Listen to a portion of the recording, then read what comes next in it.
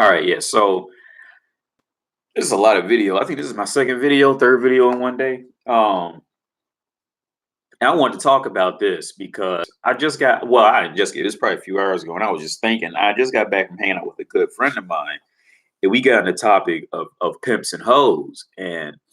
Um and I respect his opinion a lot, but I think that this is something that I think that a lot of men who maybe don't have a lot of experience with hoes don't know like the reality of what hoes are and why a lot of them end up with pimps.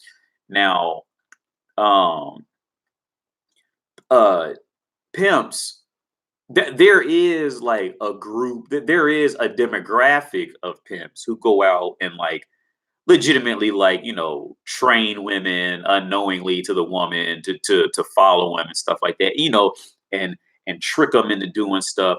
That does happen, but from my experience, that is not a common thing throughout the world. Just like watching it, how it plays out with hoes.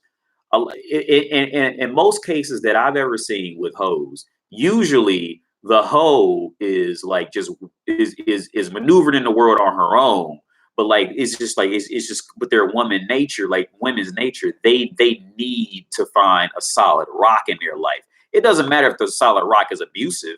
It doesn't matter if the solid rock is gonna punch them in the face, which a lot of pimps don't actually punch their women in the face, but just entertain me. It doesn't matter like what the rock is actually doing. The rock can be like just sitting at home drinking beer all day, but as long as he's a solid consistent rock sitting over there drinking beer while she goes out there and makes some money, the woman's mind is at ease at this point, you see. So when it comes to pimps and hoes, it's not always like this guy, this the cliche with the pimp hat on and gold teeth with a cane and this bright purple suit. Like that's stereotypical BS. That very, I mean, it happens, but it doesn't happen a whole lot. Like I'm sure you could find pockets of it here and there, but like I said, in most cases, man, like when you deal with hoes, a lot of times, like I said, the hoes are just like women who are just doing their thing. Either and the hoe could be something completely. A hoe doesn't mean selling sex, even though that is the most cliche way. But I mean, there's a lot of hoes that they work legit full-time jobs and they looking for pimps because like it's just like that's what it is. Like there's a lot of women out there who legit work like full-time jobs and are happy coming home to a man who's drinking up all her money and wrecking all her cars, and because that woman needs that solid rock, aka that pimp. You see, the pimp is the guy see. Okay, my definition of a pimp is not a guy who's like beating up women and see that is like this big misconception that pimps are guys who beat up women and beat them up and sell them into sex slavery. See, all these are BS American terms that because we like that drama of it. Oh, they're beat up and they're just distraught and oh, I want to feel sorry for them. See, that's that American labeling of everything to try to get that drama into it, that extra incident. Don't get me wrong, like it does happen. Like guys, they sell women. It totally does happen, but nowhere near the level that I think most men think it does. It happens. And also like I said, pimps are. It's not always selling sex. Like a lot of times, because like and to be honest with you, a lot of y'all who may be watching this, a lot of y'all moms and dads was a pimps and whole situation. Could have been, like I said, because in other cases, I knew a lot of cases like this personally when I was growing up and going through college. Like the woman would go out and work all day long, and the dude would stay home and just collect the money. That is a pimp and whole situation. If a woman is content with her going out making all the money and her man staying at home and eating up all her money, that is a pimp and hoe relationship. Okay, that's what it is. Now you can write it up as oh I just love him and blah blah blah blah. Blah, blah. No, the reality of that is a pimp and hoe scenario. Just like Gator and the other guys. Well, Will Ferrell. Will Ferrell didn't know he was a pimp. That was a funny part of the whole movie because Mark Wahlberg's character kept saying, "Dude, you were a pimp." And he goes, "No, I wasn't. No, it wasn't like that. I just did X, Y, Z. I wasn't a pimp." And he goes, "Okay, yeah, I was a pimp." That's what if a woman is content with going to work and bringing you back money and food, okay, that is a pimp and hoe situation. That's what it is. Sorry to burst your bubble on it. If your parents went through that, or your aunt, uncle, sister, brother, or you went through with your wife, that's what it was. I'm sorry to tell you that. And maybe you were so gangster, you were just so deep in it that you just couldn't even see it. But that's what it is. That is a pimp hoe situation. Some women, they genuinely love it. Some women, they may stumble into it, just like men stumble into being pimps. When some women stumble into being a hoe, they were never a hoe their whole life, and just some kind of way life occurrences happen, and they ended up in that position. Just like if a guy, he was never a butcher his whole life, in some kind of way he needed to start being a butcher, and he figured out he was good at it and he could do it for some years. He'll try to claim, no, I'm not a butcher. I'm not a butcher, but he's a butcher. You see what I'm saying? It's the same thing with the pimps and hoe thing. Like, if she's going out and if a woman's going out and bringing you money and you ain't doing nothing but saying a few slick sentences in her ear and you're being friendly to her, that's your hoe. You could be married to a hoe. That's fine, but that's what it is. You see what I'm saying?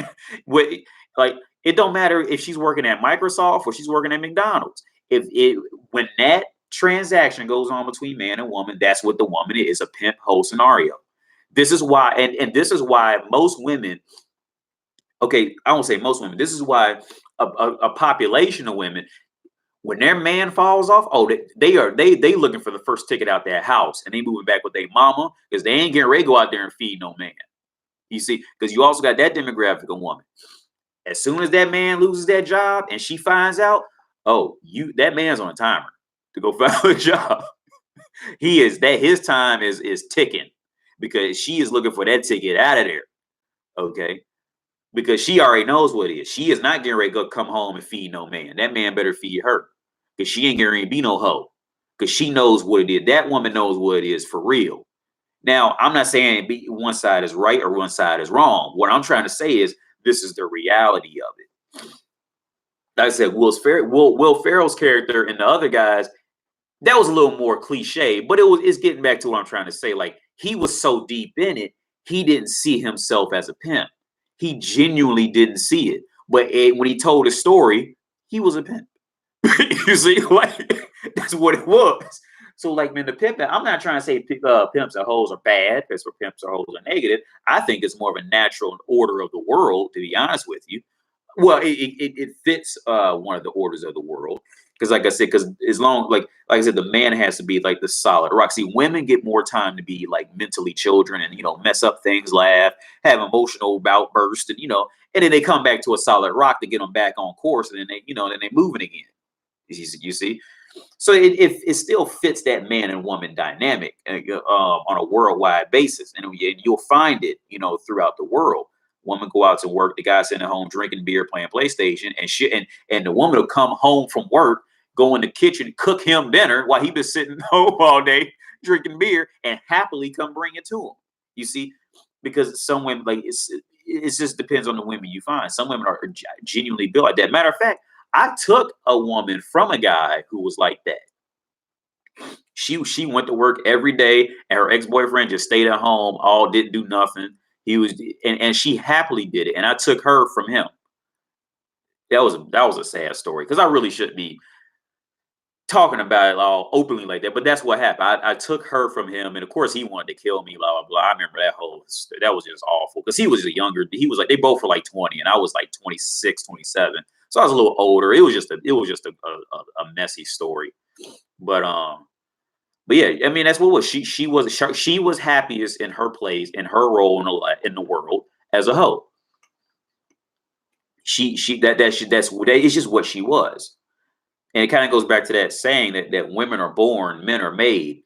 You see, like, you can't really, once a woman is just a woman and what she does, like, you can't change it.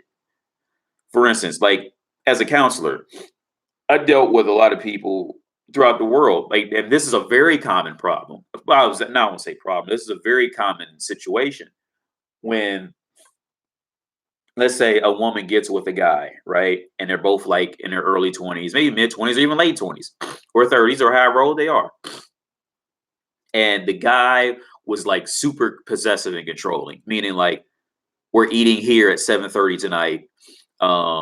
We're going to bed at 10:30 tonight. We're waking up at 8:45 in the morning. You know, he was like, and this happens. This is not a rarity. This is a very common situation. The guy's like strict. He's strict on her, strict, strict, strict, strict. And the woman, she claims she hates it. Oh, he's just so controlling and abusive and blah blah blah blah and da da da da. And then, so what happens? Some of them, they finally get the courage to leave, right? So what does she do? She goes out and finds the guy that everybody tells her she should be with, which is going to be who? The guy who lets her do whatever she wants, right? Come home whenever you feel like. There'll be food in the kitchen.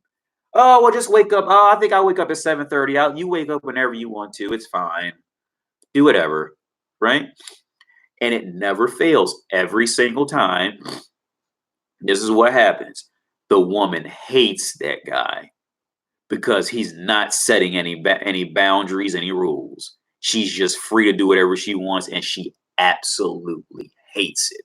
And every time she goes back to the original guy, it never fails. Either the original guy or she's seeking out a guy like that who will do that to her.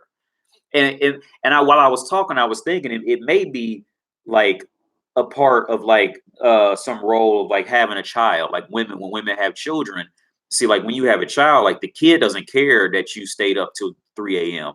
When the kid wakes up at 5:30 in the morning, he's gonna come in your bed and wake you up, and now you got to get up with the kid, and the kid's not gonna stop until you wake up. You see what I'm saying? So I think that kind of maybe even fulfills a part of like a woman's nature that they have to do with children with that. Because kids always love their mommy. So they're going to wake up mommy first because daddy's not going to wake up. Daddy's going to tell them to go watch TV or something. But mommy's going to see women and mothers, like they, this is what they do. You see what I'm saying? So like like that abusive, like controlling behavior, like this is why they really like it. While I was talking, I just made that link up.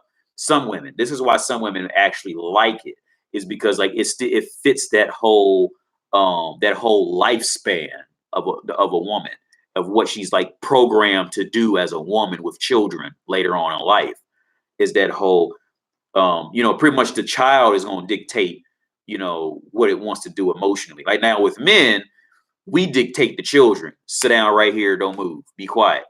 If you talk again, you will get popped. You say we dictate. Women just go, oh, well, do you want to sit here? Here's the phone. Well, you don't want to sit here? Well, come here. I'll comfort you here. Like, no, sit down right there. Watch TV. You see the difference in that. But yeah, man, the pimps and hoe thing, man, like that is a world that I wish I could make like a Netflix documentary about it to show like the realities of pimps and hoes. And it's not just always some dude in flamboyant clothing that talks real weird and has a weird name. It exists, but pimps and hoes happen in so many other formats than that, in a million different formats. And then the problem is when I talk to people, especially from people from the suburbs where I'm from, I'm originally from the suburbs. I'm not from any hood or anything, but people from the suburbs, like their brains just don't get it. Their brain, like and to be honest with you, I think a lot of their brains would get it, but they just don't want to believe it because it just hurts. It hurts too bad to simplify things that much. Kind of like my theory, because I'm not a religious person, but it's kind of like how religion is. Like if you know, it's like every religion has some majestical.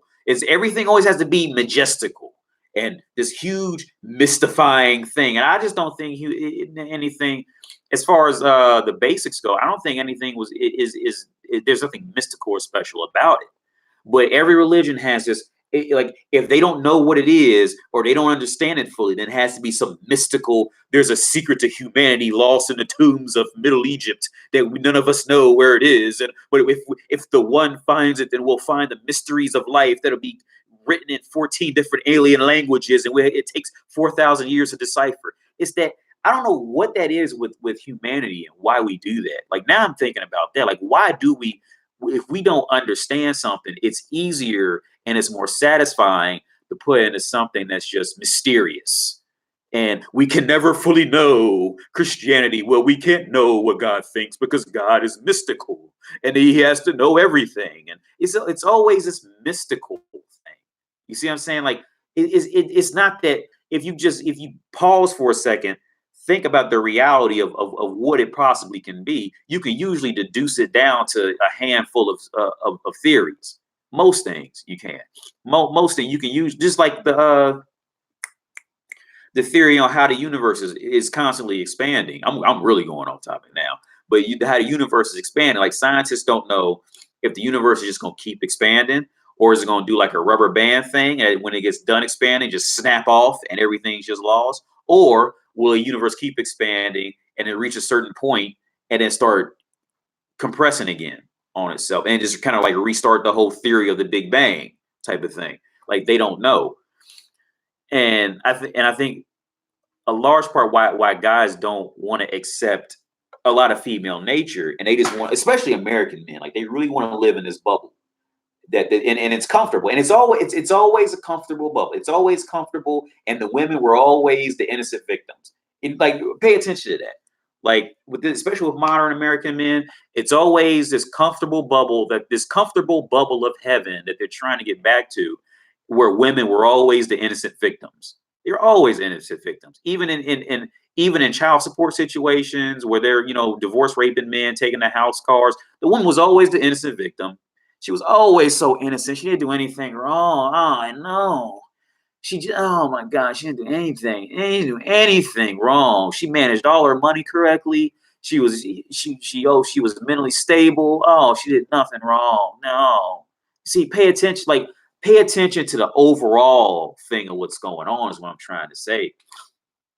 And you have, like, when you play chess, I'm gonna let y'all go in because this is 15, 16. I think I go this long. Like when you play chess, you gotta attack life how you attack chess. When you play, I play a lot of chess online, by the way. When you play chess, you must separate your emotions from logic. Okay. No matter how much your emotions say, I want to checkmate right now.